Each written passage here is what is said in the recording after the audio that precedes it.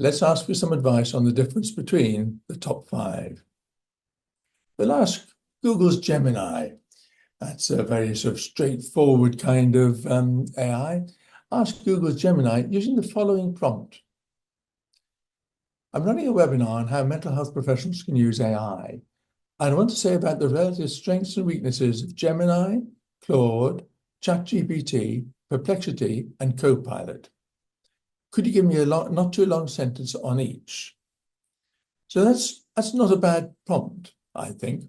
One of the things that people often miss out is the final sentence, because Google Gemini could give us chapter and verse 50 pages long if we wanted about the differences. But to specify what kind of output you want, a not too long sentence on each one is an important thing to do. Okay, well, let's have a look what it said. ChatGPT, as the most versatile all-rounder, it offers the widest range of integrated tools like voice mode and image generation, but may sometimes prioritize confidence over absolute factual precision, says Gemini. Claude, known for a more nuanced, human-like tone and exceptional reasoning, it's often preferred for drafting sensitive correspondence or analyzing long, complex documents. You can happily feed it 50 pages of document and it'll come back and tell you what's going on.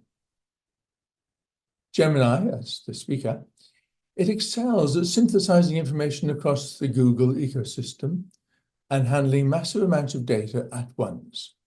Though it can occasionally be overly cautious with its safety filters.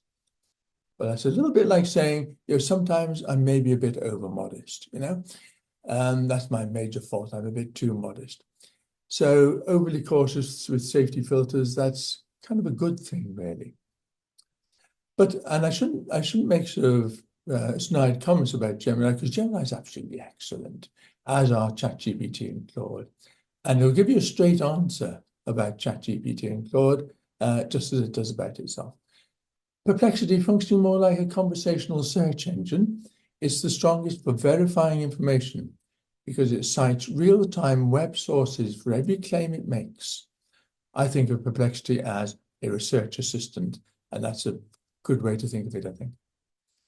And Copilot, this is the go-to for seamless integration into the Microsoft 365 suite, making it ideal for drafting reports or organizing data directly within Word or Excel.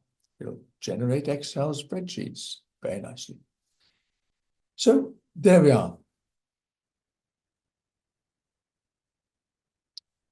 I suggest ChatGPT or Claude, but I also suggest you try as many as you can. Although it's nice, how would we know what suits us or how the landscape is changing unless we have access to at least the top five? The next two down, of course, are Grok and DeepSeek. DeepSeek is Chinese and Grok is summarized as being Elon Musk's. They're both kind of behind the top five is the conventional wisdom, but they're closing the gap pretty rapidly. And Grok is pretty good at brainstorming. If you want lots of ideas which aren't necessarily grounded in, too much whatever, it'll give you ideas. But talk to it like a person. This is the absolutely key idea, I think, in using AI. It is better at understanding humans than we are at understanding it. It is set up to respond to human speak. So we need to throw away our Google search terms, if you like. And have a conversation is the next big thing. Ask follow-up questions. Don't just leave it as one question and see what we get. Ask follow-up questions. Use its threads. You can go back to threads, topics you asked 2 weeks later, anytime, 6 months later, anytime you like.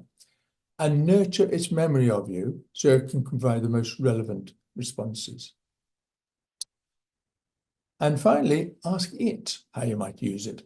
Well, it'll give you very sophisticated answers, but interesting to read them.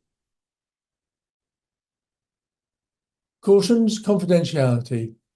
Standard versions of these AI tools are generally not HIPAA or GDPR compliant for handling identifiable patient data unless used within specific enterprise-grade zero retention environments, says Gemini.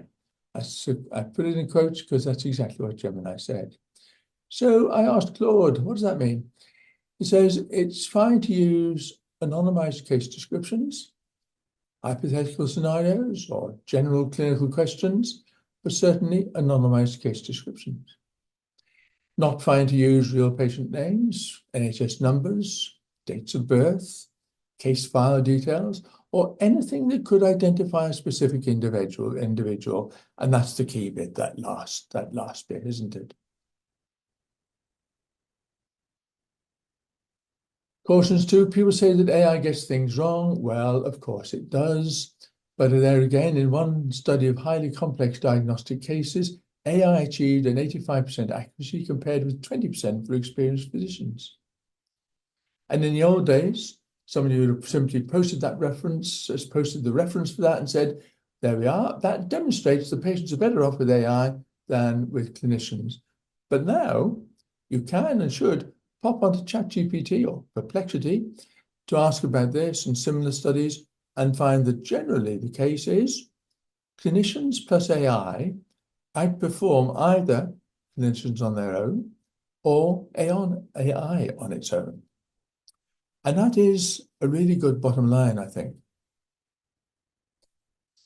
The echo chamber, yes, it's like we mentioned earlier, it doesn't disagree with you very readily, so challenge it. If you think it's just agreeing with you, challenge it. Say, I think you've allowed me to persuade you too easily. And finally, caution 4, you're in charge, not your AI assistant.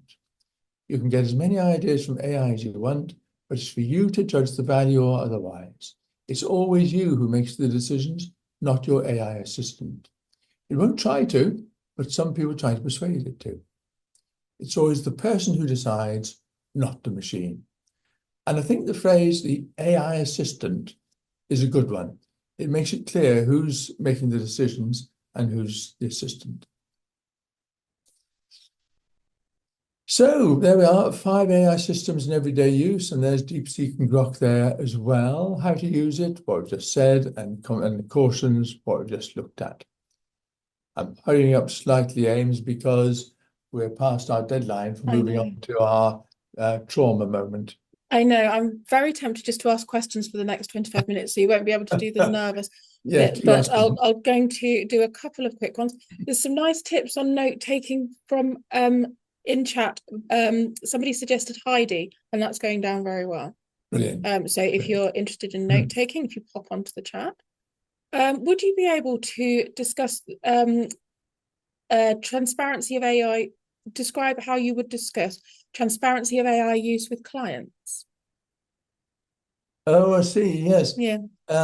Well, I think of it rather like a supervisor. Now, it's not quite like a supervisor, but it's rather like a supervisor.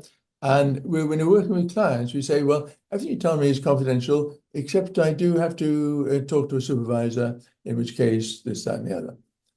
And you can say an exactly parallel thing with AI.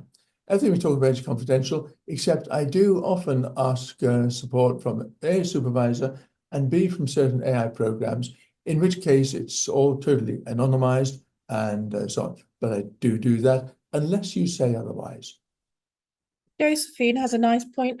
Well, she has a nice relationship with her AI, I think, because when she points out it's wrong, it handles it well and attempts to resolve the issue. Then they both have a laugh.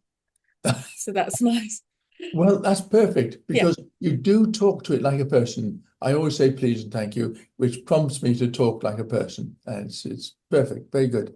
It's nice to say good morning as well, isn't it? Isn't it? Oh, by the way, you were kind of implying something there, because it's worth saying that we are, of course, working towards very shortly our draft guidelines on how to use AI, how mental health professionals can and should use AI.